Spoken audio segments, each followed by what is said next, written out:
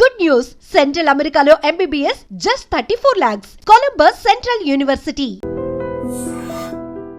ప్రభుజీ, ఒకసారి ఆత్మ శరీరాన్ని విడిచి వెళ్ళిన తర్వాత మళ్ళీ ఎంత కాలం పడుతుంది మళ్ళీ ఒక జీవిలో రావటానికి?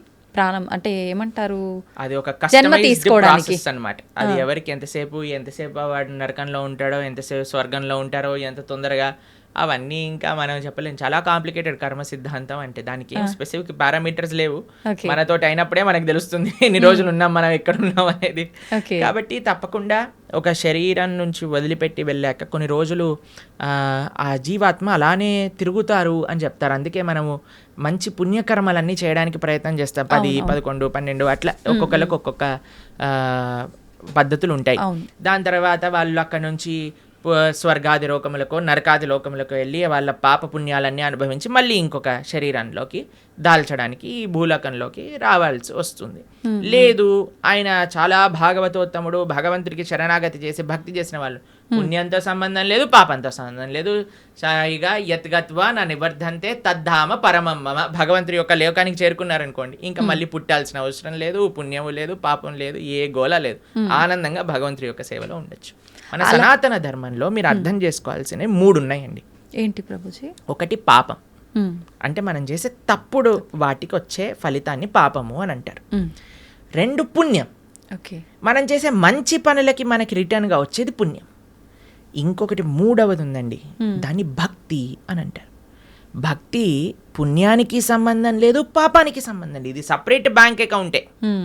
ఎప్పుడైతే మనం ప్రేమతో భగవంతుడిని ఆశ్రయిస్తామో అది పుణ్యం కాదు, అది భక్తి సుకృతి అంటారు, భక్తోన్ముఖ సుకృతి అని అంటారు.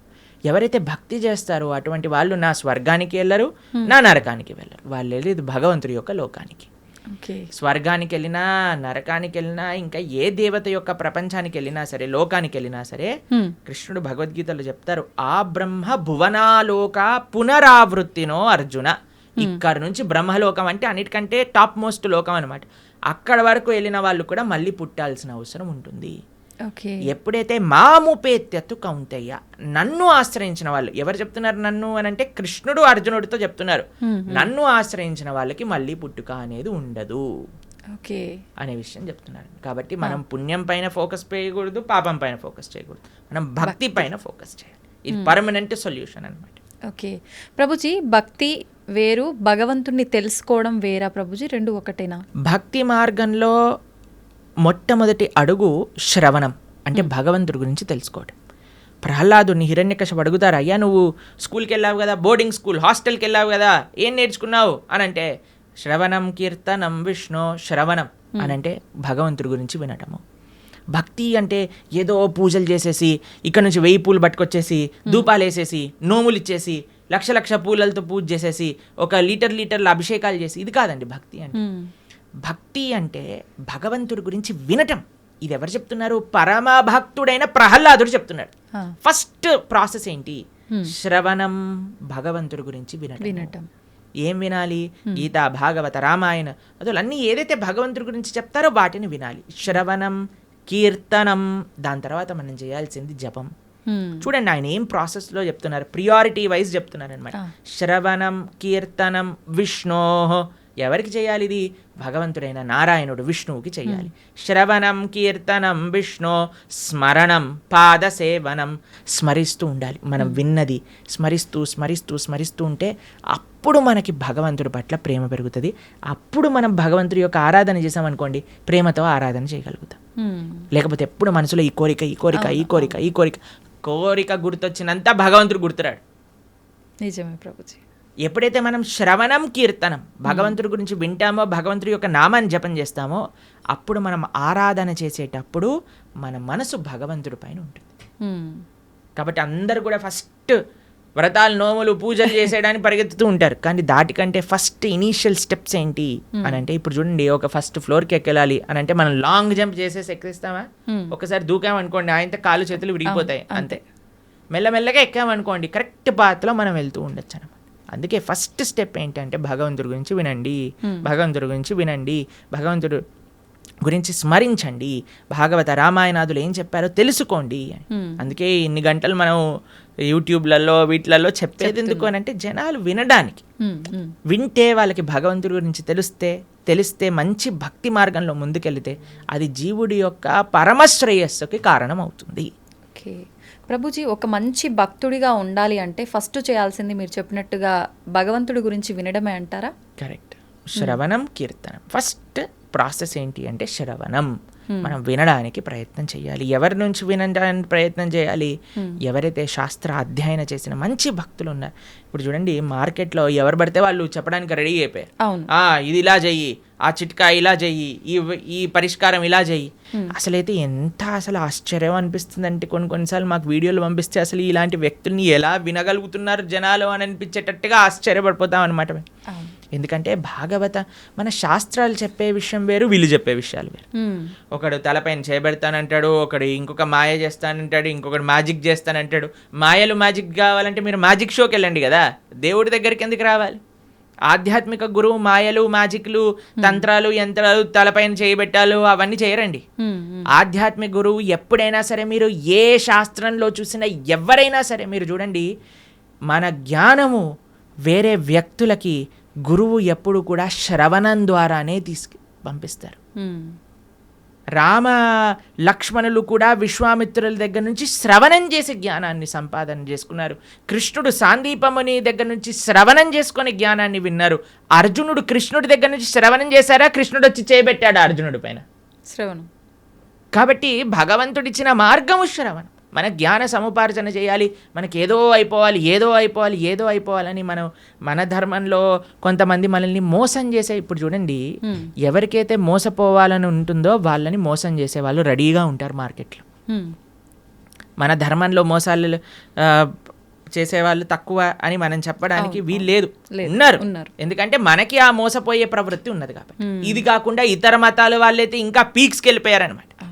వాళ్ళు చేసే మోసాలు కానీ, వాళ్ళు చేసే యాక్టింగ్లు కానీ, వాళ్ళు చేయించే డ్రామాలు కానీ చూస్తే అసలు ఎందుకు ఇంతమంది అక్కడ ఉంటున్నారంటే, అసలు మీరు చూడండి, మేము ఆ వీడియో చూసినప్పుడు మాకు పంపిస్తుంటారనమాట జనాలు, ఇలా ఇలా ఇలా ఇలా వీళ్ళు చేస్తున్నారు ప్రభుజీ, పాస్టర్లు వీళ్ళు అని చూస్తున్నప్పుడు అయితే మాకు అనిపిస్తుంది, ఎవడైనా బుర్రున్నవాడు అసలు ఈ సభకి వెళ్తాడా? అసలు వీక్షిస్తాడా? వేలాది మంది అక్కడ కూర్చొని వీక్షిస్తున్నారు అంటే వీళ్ళందరూ మోసపోవడానికి రెడీగా ఉన్న వాళ్ళనే కాబట్టే కదండి మోసం చేస్తుంది. వాడు ఇంటికి వెళ్ళాక అనుకుంటాడు, అసలు వీళ్ళు ఎంత మూర్ఖులు, అసలు ఎలాంటి వ్యక్తులు వీళ్ళు, నేను చేసే యాక్టింగ్లకి చప్పట్లు కొట్టటాలు, అరవటాలు, ఇలాంటి వాళ్ళు ఉన్నంత వరకు మోసాలు ఆపలేమండి. మన లోపల ఒక జాగరూకం కావాలి. నేను శాస్త్రాన్ని నమ్ముతా, భగవంతుడి యొక్క తత్వాన్ని అధ్యయనం చేస్తా, కానీ మ్యాజిక్ల వల్ల ఏమంటాం, మీరు చేతులు పెట్టటాల వల్ల, ఏవో సృష్టించటం వల్ల, ఏదో మన జీవితంలో ఏదో మంచి జరిగిపోవటం వల్ల, దానివల్ల ఏది వచ్చే ప్రయోజనం లేదండి. ఈరోజు మంచి జరుగుతుంది, రేపేం జరుగుతుంది? జీవుడి యొక్క పరమశ్రేయస్సు భగవంతుడి గురించి తెలుసుకోవటం. అందుకే మేము ఎక్కడికి వెళ్ళినా మొత్తుకునేది ఒకటే విషయం, ఇవన్నీ యొక్క ట్రాప్లో పడకండి.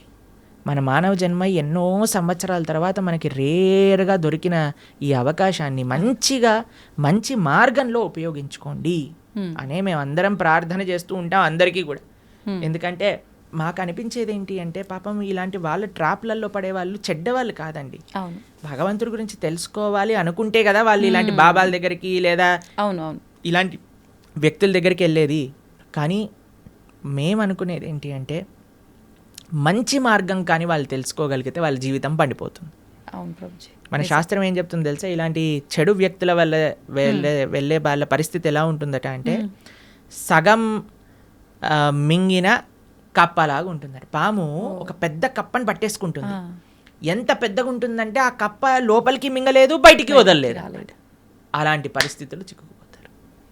కాబట్టి మీ అందరికీ మేము చేసే ప్రార్థన ఏంటి అంటే, ఎవరైతే శాస్త్రాన్ని అధ్యయనం చేశారో, శాస్త్రపరంగా శాస్త్రసమ్మతంగా మాట్లాడతారో, ఎవరైతే వైదిక సనాతన ధర్మాన్ని ఆచరిస్తూ ఉన్నారో, ఇప్పుడు ఏంటంటే అండి, కలియుగంలో ఎంతోమంది దేవుళ్ళని మ్యానుఫ్యాక్చర్ అయిపోయారు. ఎక్కడ చూసినా వీడి దేవుడు అంటాడు, వాడి దేవుడు అంటాడు, అందరినీ దేవుళ్ళు అనటం ప్రారంభం చేశాం.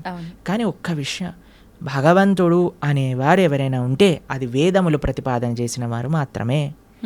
కాబట్టి శాస్త్రీయంగా ఎవరైతే ప్రామాణికంగా దైవము అని చెప్పారో వాళ్ళ గురించి తెలుసుకోవటం శ్రేయస్సు. ఆ శాస్త్రీయమైన గ్రంథాలను అధ్యయనం చేయడం శ్రేయస్సు. కానీ మొన్న ఒక 50 సంవత్సరాల ముందో 70 సంవత్సరాల ముందో పుట్టిన గ్రంథాలని మనం చదవాల్సిన అవసరం లేదు. మనం చదవాల్సిన ఏదైనా వాంగ్మయం ఉంటే అది వ్యాసుడిచ్చిన వాంగ్మయం మాత్రమే. అది చాలా ముఖ్యం. ఓకే ప్రభుజీ, మీరు చెప్పినట్టుగా అంటే వీటన్నింటినీ చదువుకుంటూ భగవంతుడి గురించి వింటూ అలా ఉంటే నిజంగా భగవంతుడి అనుగ్రహం పొందొచ్చు అంటారా? గుళ్ళకి పుణ్యక్షేత్రాలకి వెళ్ళకపోయినా కూడా భగవంతుడి యొక్క అనుగ్రహం పొందాలి అని అంటే భగవంతుడు చెప్పినట్టు నడుచుకోవాలి. మీకు ఒక విషయం చెప్తాను. మీకు మీ పిల్లలు ఉన్నారనుకోండి, మిమ్మల్ని చాలా బాగా చూసుకుంటూ మీరు చెప్పిన పని ఏమీ చేయకపోతే మీకు ఆనందం వేస్తుందా? లేదా మిమ్మల్ని బాగా చూసుకుంటూ మీరు చెప్పిన పనులన్నీ కూడా చేస్తే బాగా ఆనందం వేస్తుందా? లేదా మిమ్మల్ని బాగా చూసుకోకపోయినా జస్ట్ మీరు చెప్పిన పనులన్నీ చేస్తే బాగా ఆనందం వేస్తుందా? బాగా చూసుకోవాలి, చెప్పింది వినాలి, అప్పుడే ఆనందంగా ఉంటుంది కదా. అదే మనం చేయాలి. భగవంతుడు చెప్పినట్టుగా నడుచుకోవాలి, భగవంతుడి యొక్క ఆరాధన చేయాలి. అది నిజమైన మంచి జీవుడు లేదా మంచి సనాతన ధర్మానికి చెందినవాడు చేసే పని. ఇటు భగవంతుడి యొక్క సాంగత్యం లేనప్పుడు మనం భగవంతుడి యొక్క స్మరణతో ధార్మికంగా ఉండటం, అలానే మనం భగవంతుడి యొక్క సేవ చేసుకునే ఒక అవకాశం వచ్చినప్పుడు సాక్షాత్తుగా అక్కడికి వెళ్ళి దర్శనం చేసుకొని ఒక సేవ భావనతో ఉండటం, ఆ రెండు ముఖ్యమే మనకి. ఓకే ప్రభుజీ, కొంతమంది తల్లి గర్భంలోనే ఉన్నప్పుడే రకరకాల రీజన్స్ ఏదైనా ఉండొచ్చు, చనిపోతూ ఉంటారు. అది వాళ్ళ గత జన్మ కర్మఫలమే అంటారా, లేదంటే మరి ఇంకేమైనా రీజన్ అయి ఉంటుందంటారా? ఇప్పుడు కర్మ ఎలా పనిచేస్తుంది అంటే అండి, అన్నిటినీ మ్యాచ్ చేస్తుంది అనమాట ఎగ్జాక్ట్ పాయింట్కి. తల్లిదండ్రుల కర్మ ప్రకారం ఏం జరగాలి అది ఉంటుంది, జీవుడు వచ్చేవాడి కర్మలో ఏం జరగాలి అది కూడా ఉంటుంది. అన్నిటినీ కలిపి మ్యాచ్ చేసి ఒక దగ్గర పంపిస్తుంది. కాబట్టి ఇది ఎవరి కర్మ అని చెప్తే ఆ జీవుడు కర్మనే, అలానే ఆ తల్లిదండ్రుల యొక్క కర్మనే, అందరి కర్మ మిక్స్ అయ్యి పరివారము అని అంటేనే ఒకళ్ళ కర్మ ఒకళ్ళు నెగేట్ చేసుకోవడానికి పుట్టినవారు. Okay okay. కాబట్టి ఇప్పుడు ఈ జన్మలో భార్యాభర్తలు పిల్లలు ఎలా వచ్చారండి, ఎవరు చూస్ చేస్తారండి, మాకు ఎవరు పిల్లలు పుడతారని ఎలా మనం ఎలాంటి ప్రభావంతో మీరు ఎవరికైతే రుణం ఉందో, ఎవరైతే మిమ్మల్ని పోయిన జన్మలో పెంచారో వాళ్ళకి మీరు మళ్ళీ పిల్లలుగా పుట్టారనుకోండి, వాళ్ళని పెంచి ఆ రుణం పోతుంది అనమాట. లేదు మీకు ఎవరైనా శత్రువులు ఉన్నారనుకోండి, వాళ్ళు కూడా పిల్లలుగా పుట్టచ్చు. ఎందుకంటే వాళ్ళకి మనం చేసిన అపచారాలన్నీ కూడా వాళ్ళు ఇప్పుడు మనతో చేసి మన కర్మ నెగెట్ చేస్తూ ఉంటారనమాట. కాబట్టి అది ఒక పెద్ద కాంప్లికేటెడ్ కార్మిక్ సైకిల్. అది ఎవరి కర్మ ఎగ్జాక్ట్గా అని చెప్పటం, అందరి కర్మ కలిసి ఒక కుటుంబం ఏర్పడుతుంది.